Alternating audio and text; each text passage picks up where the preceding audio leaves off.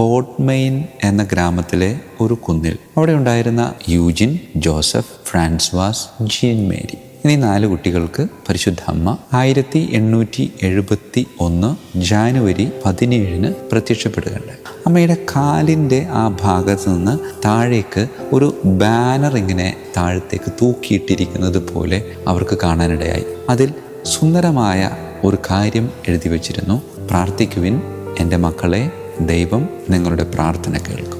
ശക്തമായ ആയുധധാരികളായ ജർമ്മൻ പട ഇവരുടെ നേർക്ക് ആക്രമണത്തിന് കടന്നു വരികയാണ്. ഇനി അവർക്ക് ജീവനില്ല, ജീവിച്ചാൽ തന്നെ ഒരടിമകളെ പോലെ ജീവിക്കേണ്ടി വരും. ഒരുപാട് അസ്വസ്ഥതകൾ ഉള്ളിൽ സൂക്ഷിച്ചുകൊണ്ട് ജീവിക്കുന്ന ഒരു കാലഘട്ടത്തിലാണ് പരിശുദ്ധ അമ്മ ഇങ്ങനെ ഒരു പ്രഖ്യാപനവുമായി ഈ 4 കുട്ടികളുടെ മുമ്പിൽ പ്രത്യക്ഷപ്പെടുന്നത്. ഈ പോർട്ട്മെയിൻ എന്ന് പറയുന്നത് അറിയപ്പെടാത്ത ഒരു ചെറിയൊരു ഗ്രാമപ്രദേശം. ആ ഗ്രാമപ്രദേശത്തോട് അടുക്കാണ് ഈ പ്രഷ്യൻ പട.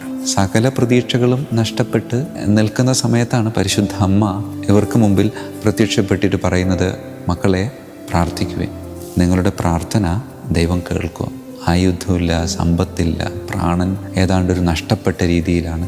സകല പ്രതീക്ഷകളും നഷ്ടപ്പെട്ടിരിക്കുന്ന സമയത്ത് അമ്മയുടെ ഈ ഒരു ആഹ്വാനം അവരുടെ ജീവിതത്തിന് നൽകിയ ഒരു പ്രതീക്ഷയുണ്ട്. ആ ഒരു കുന്നിൻ ചെരുവിൽ സാധിക്കുന്നവരൊക്കെ ഒരുമിച്ച് കൂടി ജപമാല ചൊല്ലി പ്രാർത്ഥിക്കാം. ചരിത്രം പറയുന്നത് ഇങ്ങനെയാണ്: ആ ഒരു കൊച്ചു ഗ്രാമം പിടിച്ചെടുക്കുവാൻ ഏതാനും നിമിഷങ്ങൾ മാത്രം ബാക്കിയുള്ളപ്പോൾ പ്രഷ്യൻ സൈന്യം എന്നേക്കുമായി യുദ്ധം അവസാനിപ്പിച്ച് സമാധാന കരാർ എഴുതി അവിടെ നിന്ന് തിരിച്ചു പോരാ.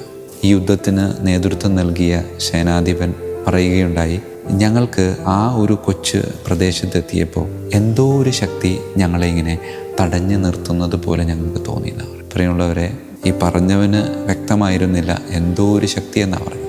പക്ഷെ കേട്ടവർക്കൊക്കെ അത് വ്യക്തമായിരുന്നു. അത് വേറെ ആരുമല്ല, പരിശുദ്ധ അമ്മയാണ്. സകല പ്രതീക്ഷകളും നഷ്ടപ്പെട്ട് മരണത്തിൻ്റെ വക്കിൽ നിന്നവർ മുറുകെ പിടിച്ചത് അമ്മയിലൂടെ അവരുടെ ജീവനെ സ്വന്തമാക്കിയെടുക്കുകയായിരുന്നു. ഇനി ഒന്നും പ്രതീക്ഷിക്കാനില്ല, മരണം മാത്രമാണ് മുന്നിലുള്ളത് എന്ന് ഉറപ്പാക്കി അവർ ആകെ ആശ്രയിച്ചത് വിശ്വാസത്തോടു കൂടെ അമ്മയുടെ മുമ്പിലാണ്. ആ ആശ്രയം വെറുതെ ആയി.